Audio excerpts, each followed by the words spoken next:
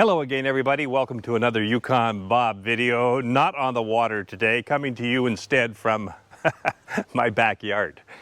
We're not going to be on the water today. It's been kind of windy for the last 10 days in southern Ontario with some pretty strong winds all around the area that I live in. So I just haven't been able to get out on the water. Wind, of course, being one of the biggest things to be a factor in heading out on the water on a Seadoo, and it has just not been cooperating for the last while. So today, thought I'd make a video a little bit about just Seadoos in general and buying a new Seadoo. I have an order in for a brand new Seadoo for 2022. Right now I'm riding a GTX 300 Limited. It's a 2018 model, and I'm coming up to about 160 hours. By the time I'm done this season, I'll have about 200 hours on it. I ride alone a lot, so I want to make sure that the Seadoo is current. So I put an order in for a new one, and I'll be selling mine next year. I've switched dealerships as well. I'm now with Oxbridge Motorsports in Oxbridge, Ontario. It's a new dealership for me. I thought I'd give them a try because I've heard some good things about them. And that's what we're going to do today. We're going to talk a little bit about buying a brand new Seadoo and what the heck the problem has been over the last couple of years with supply and demand. Obviously, there's more demand than there is supply. This is COVID related, but we're going to see if we can get some answers as to just why there's such a shortage of Seadoos and when they expect that to clear up. I'm hoping that I'm going to get mine by May of next year, but there's no guarantee of that. So we're going to find out a little bit more about that. We're going to head on up to the dealership. The other thing I want to talk a little bit about up there at the dealership is IDF. That's the intelligent debris-free system that Seadoo came out with this year on some of their models. It will be on my model, the GTX 300 Limited for 2022. It's just included in that. It's not even an option. But they've had some serious problems with that this year with the IDF system. There's been a lot of people who have been stranded on the water on brand new machines. We're going to find out a little bit more about that as we talk to maybe with one of their service techs up there as well. So let's head up to Oxbridge, Ontario. That's the dealership I've joined. We're going to talk to Doug, the senior sales manager there, co-owner of the dealership, see if we can get some answers to all these things. So Oxbridge Motorsports is located about 45 minutes away from where I live. It's a little closer actually than the last dealership I was dealing with. Sometimes it's better to deal with some of the smaller dealerships. They actually get to know who you are, and remember you when you walk back in. Okay, we're inside now, and I'm at Oxbridge Motorsports Marine in Oxbridge, Ontario, and I'm with Nick. He's one of the sales directors here at the dealership. And we're going to talk a little bit about Seadoos and getting a Seadoo. I've ordered a Seadoo for 2022 from this dealership, and I know that all across the region of Ontario and all across North America, it's been a real problem, not only this year, but also last year just to get a Seadoo. It's one of those supply and demand things. There's lots of demand, but not enough supply. What's the story at your dealership here? Well, right now we're still waiting for a lot of our 2021 Seadoos to arrive, and then once they're all sold already, so once they come in, we get them ready and push them out the door real quick. Now these 2021s, these are things that people have actually ordered maybe even from last year, right? Yep, typically these were ordered late fall or winter, and in a normal year they would mostly be ordered at the Toronto Boat Show in January. So what's the problem? We know it's COVID, COVID related. Is it the manufacturing side of things, or is it the distribution side of things? It's really just what we see going on in the automotive industry everywhere. Parts are tough to come by, and microchips, and the whole story behind that. Sandy Scullion from BRP did put up a video on YouTube, just kind of relaying that same message about Seadoos in general. But yeah, manufacturing is going as quick as possible. It's mostly just waiting for parts.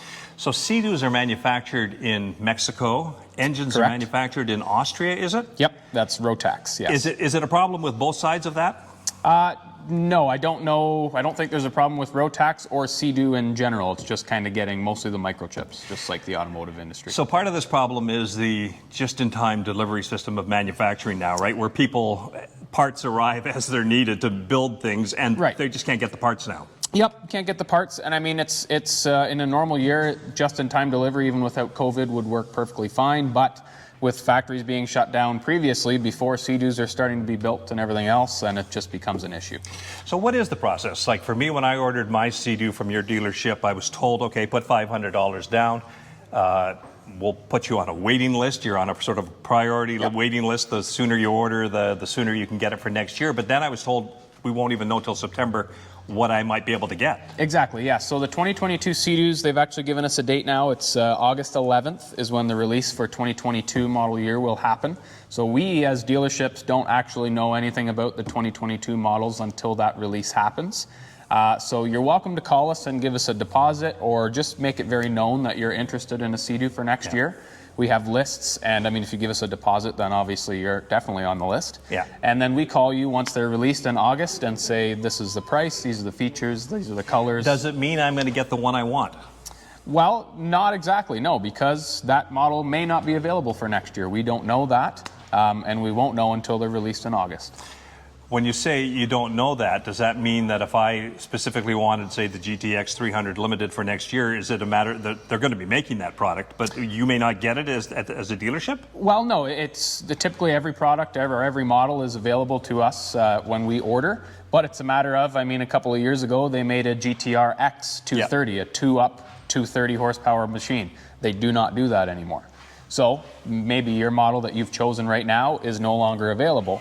And in that case, we would have to go with a different machine. But I don't think you'll run into that issue with the Limited 300.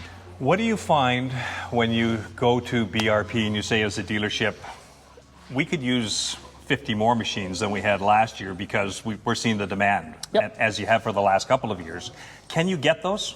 Yes and no. Yeah, I mean, in most years we can ask for a little bit more. It kind of depends on, again, supply and demand. There's lots of dealers in the States that sell way more Seadoos than we can even touch. So they have to distribute it all evenly.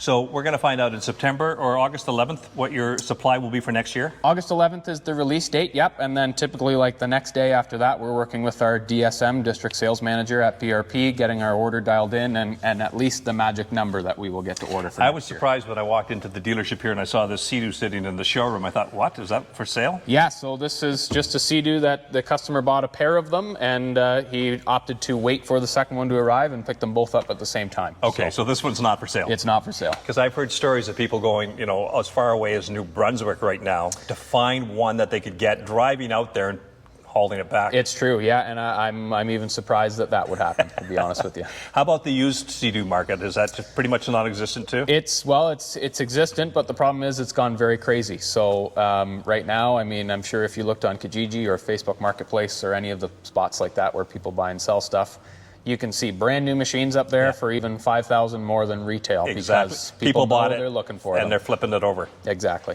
Yeah. Okay, Nick. Thanks very much. We'll see you when I get my Seadoo. Thanks for having me. Okay. All right, we moved from the showroom and we're in the shop now. I'm with Jeremy. He's the service manager at Oxbridge Motorsports. I want to talk a little bit about an issue that BRP has had this year with some of their Seadoo products, and that is this IDF, which is the Intelligent Debris Free System, as they call it, IDF. It came out on some 2021 models, but there's been some problems with it. First of all, Jeremy, just tell me a little bit about IDF. What is it that it actually does?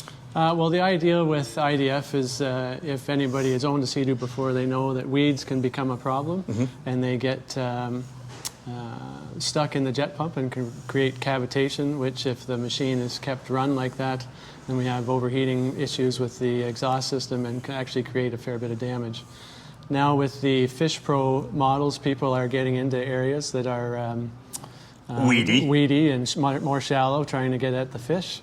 So the idea of the system is it actually turns the impeller in the jet pump backwards to pump the debris back out of the pump into the lake, similar to putting your conventional stern driver outboard in reverse, trying to get the weeds off. Is it kind of like a transmission?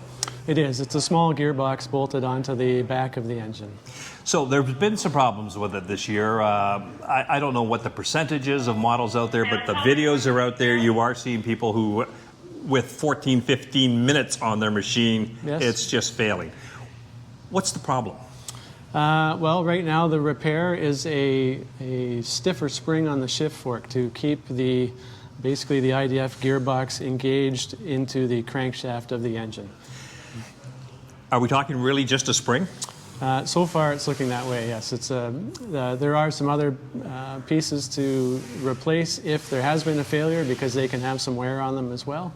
But if a machine is repaired beforehand and has not been out in the water, just the spring is the repair. So why do 70% of them work and 30% fail? That is hard to say, and you would have to ask an engineer at BRP why that is. So BRP has taken a fair amount of flack over this, at least social media-wise. There's been, there's all kinds of people who have talked about being stranded on lakes and things like that, brand new machines. Are you able to get this stuff in terms of parts and turn this around very quickly for people who have this problem? So far, with our customers at least, we've been pretty lucky, and we have repaired a couple machines before they left the facility once we knew the issue was here. We had one gentleman that left with a machine who had an issue, but he was fixed up in less than a week and back on the water. Okay, so if a person has a problem, are they dealing directly with the dealership, or do they have to go through BRP? No, they would have to contact any Seadoo dealer, typically the dealer they purchased the machine from, but any dealer certainly can do the work. At this point now, every dealership is aware of the issue and what it takes to repair it. And what are you hearing from BRP now as a dealership? They obviously are fully aware of the problem. Are they making changes that you're aware of at the manufacturing level of this to see that this doesn't happen for 2022? Yes, typically they always take, if there's an issue this serious, which seems to be across the whole product line, in the background there's a lot of work going on and testing to try to confirm what the issue is, and then also come up with a repair and confirm that that repair will do the job. Do you think that this is something that other manufacturers, the Yamahas, the Kawasaki's out there, are going to follow? Well, it's certainly a unique system, like many things that Seadoo has come out. They love to win innovation awards, so they're always pushing the envelope a little bit for new products. Of course, this doesn't help with the ones that have been breaking down on them. It does not, no. All right, Jeremy, thanks very much. Thank you. Well, there you have it, a little bit of information on what the process might be like for you if you're going to go out and try and buy a new Seadoo. If you are, you're going to be probably looking at 2022 before you can get one, and hopefully earlier in the season than later in the season. And also a little bit of information for you on just what the heck has been going on with this intelligent debris-free system, the IDF system, on some Seadoo models. Well, that's it for this Yukon Bob video. I am hopefully very shortly going to be getting back out on the water. The winds are supposed to calm down in my area, so back on the water next time with another Yukon Bob video. For now, take care. We'll see you on the next one.